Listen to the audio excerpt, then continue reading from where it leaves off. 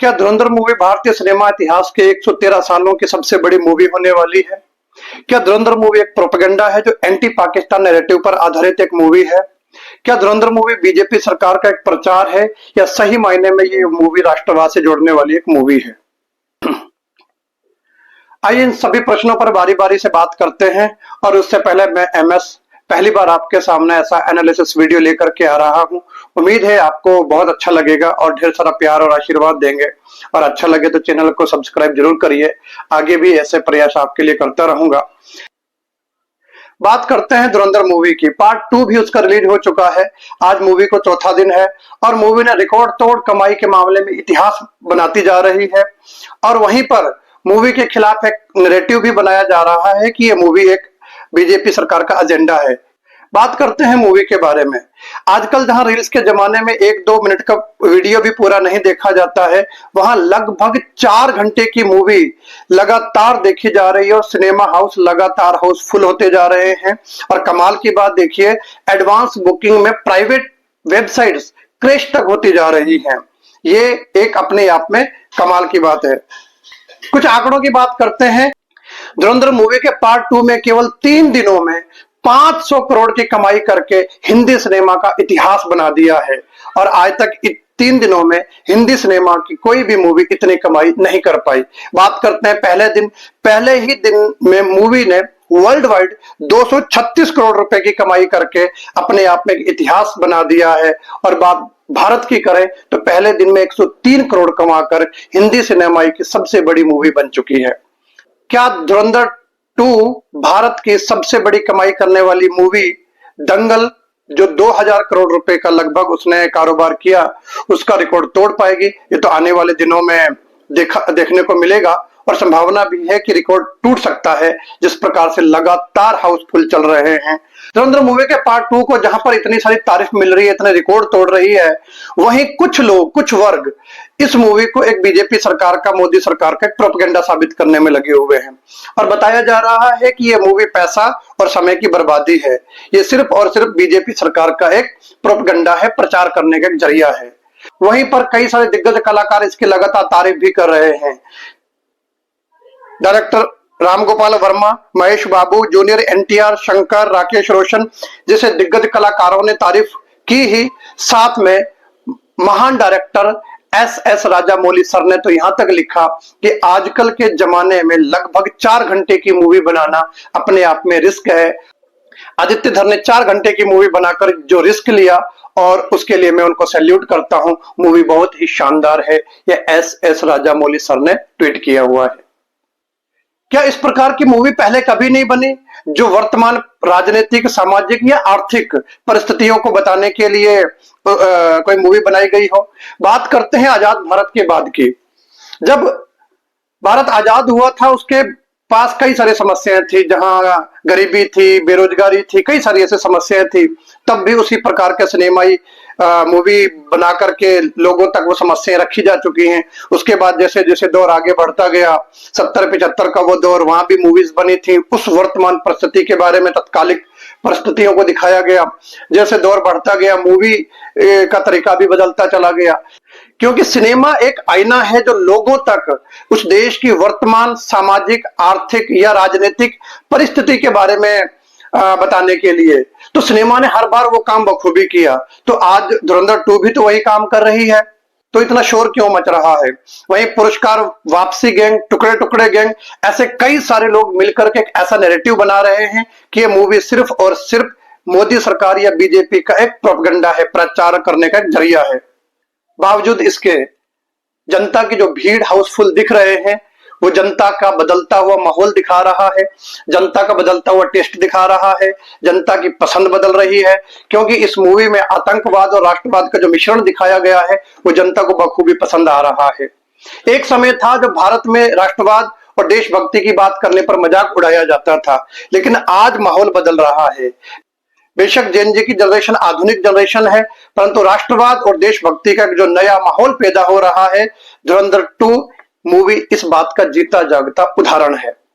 इस मूवी में जो पाकिस्तान के आतंकवाद के अंडरवर्ल्ड डॉन का हमारे देश के साथ कनेक्शन दिखाया गया, क्या ये सच नहीं है?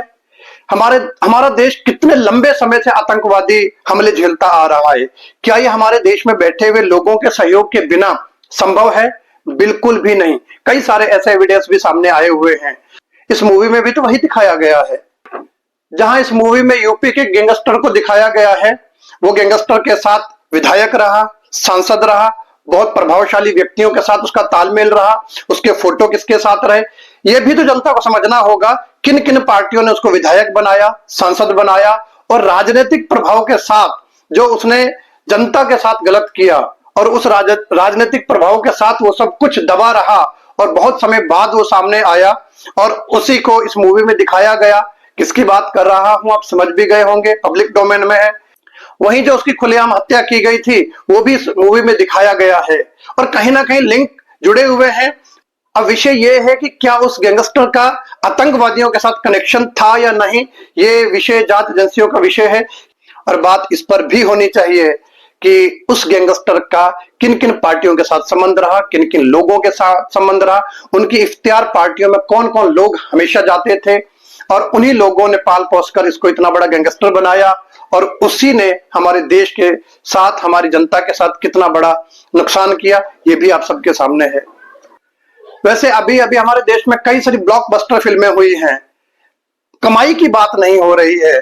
कमाई के मामले में धुरंधर 2 ब्लॉकबस्टर तो बन ही चुकी है, लेकिन इस मूवी ने एक नई बहस छेड़ दी है जिसका असर पाकिस्तान में तो हो रहा है, भारत में भी एक नई बहस छेड़ दी है। ये पहली बार इस मूवी के साथ हो रहा है जिसमें अभिनेता, राजनेता, लगभग हर प्रकार के लोग इसमें शामिल होकर के इस पे बात कर रहे हैं।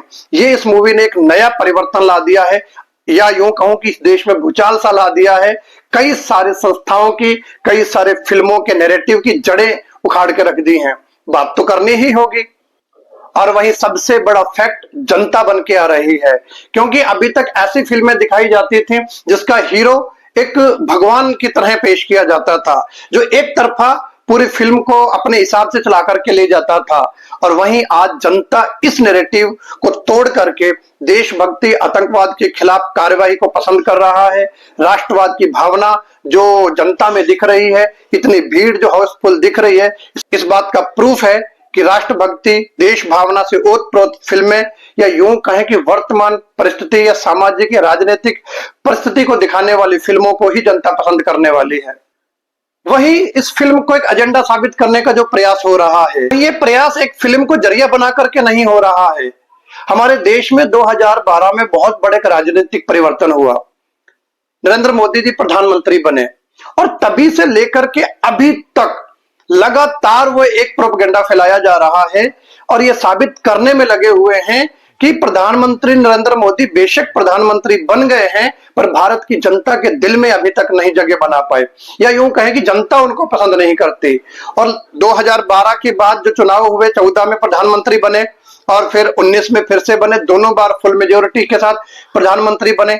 तीसरा टर्म फिर से वो प्रधानमंत्री बने हुए हैं, लेकिन टुकड़े टुकड़े गैंग, पुरस्कार वापसी गैंग, ये कई प्रकार के ऐसे गैंग जो मिलकर के ये साबित करने में लगे हुए हैं कि बेशक वो चुनाव जीत गए, उनके चुनावी परिणाम को हमेशा शंका की दृष्टि से, शक की दृष्टि से देखा गया और भ्रम फैलाया गया कि ये जो जीत है ये सही नहीं है, इसके पीछे कोई ना कोई गड़बड़ है।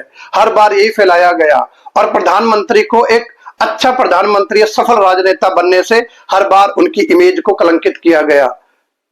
बेशक उनके सारे नैरेटिव धरे के धरे रह गए और नरेंद्र मोदी तीसरी बार भारत के प्रधानमंत्री बनकर भारत की सेवा कर रहे हैं।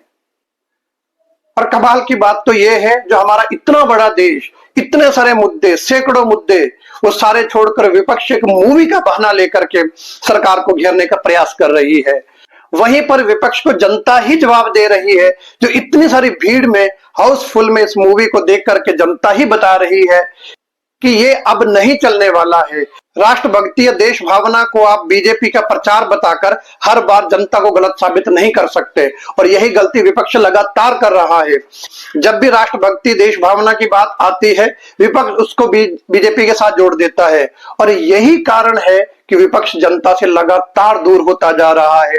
और जनता को विपक्ष की यही बात ही ठीक नहीं लगती कि जब भी जनता अपनी आप से कोई राष्ट्रभक्ति की बात की सपोर्ट करती है या देशभक्ति की बात आती है, जब जनता उसका सपोर्ट करती है, विपक्ष हर बार उसको बीजेपी का प्रचार बता करके जनता को गलत साबित करती है और विपक्ष हर बार जनता का मूड समझने में विफल हो रहा है। 2014 से लेकर अब तक लगातार यही चल रहा है और जब तक विपक्ष जनता की नबज समझेगा नहीं, लगातार विपक्ष के साथ यही ही होता रहेगा। धुरंधर मूवी ने ये सारे के सारे प्रोपेगेंडा नैरेटिव को फिर से तोड़ दिया है और ये साबित कर दिया है देश पहले है। आतंकवाद के साथ लड़ने की जब भी बात आएगी, चाहे वो कोई भी सरकार हो, जनता उसके साथ है, क्योंकि आतंकवादी हमले कई सारे इस देश में हुए। आतंकवादी हमलों ने इस देश का बहुत बड़ा नुकसान किया और एक बड़ा नैरेटिव बनाया गया उनको सही साबित करने के लिए। कई बार भटके हुए नौजवान, कई बार किस किस टाइप से उनका जो है समर्थन किया गया, चाहे वो बाहर की बात हो या हमारे देश में अर्बन नक्सलवाद से लेकर के कई सारे तरीकों से, और उनको फिर जस्टिफाई भी करने का प्रयास किया गया।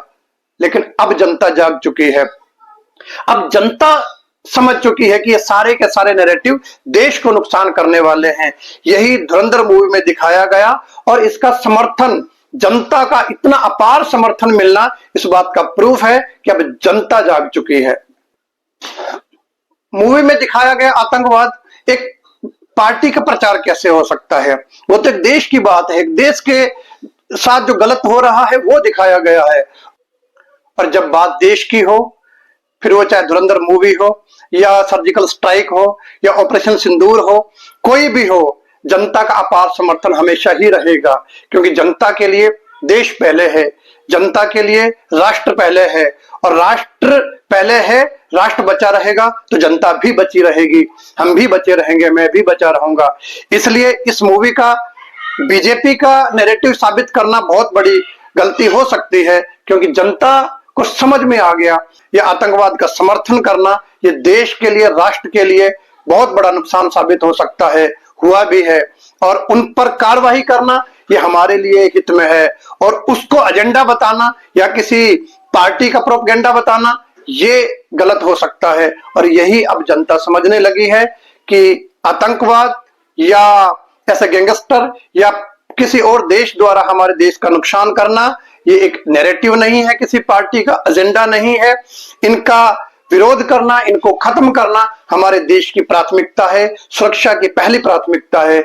यही इस मूवी में दिखाया गया है। बाकी कमाई की बात करें तो आने वाले दिनों में ये मूवी बहुत और भी रिकॉर्ड तोड़ सकती है, और या यूं कहें कि बहुत बड़ी मूवी बनने वाली है हिंदी सिनेमा इतिहास में। तो इसी एनालिसिस के साथ इतना ही, और आपको पसंद आया हो चैनल को सब्सक्राइब करें, लाइक करें और ढेर सारा आशीर्वाद दें। थैंक यू, धन्यवाद।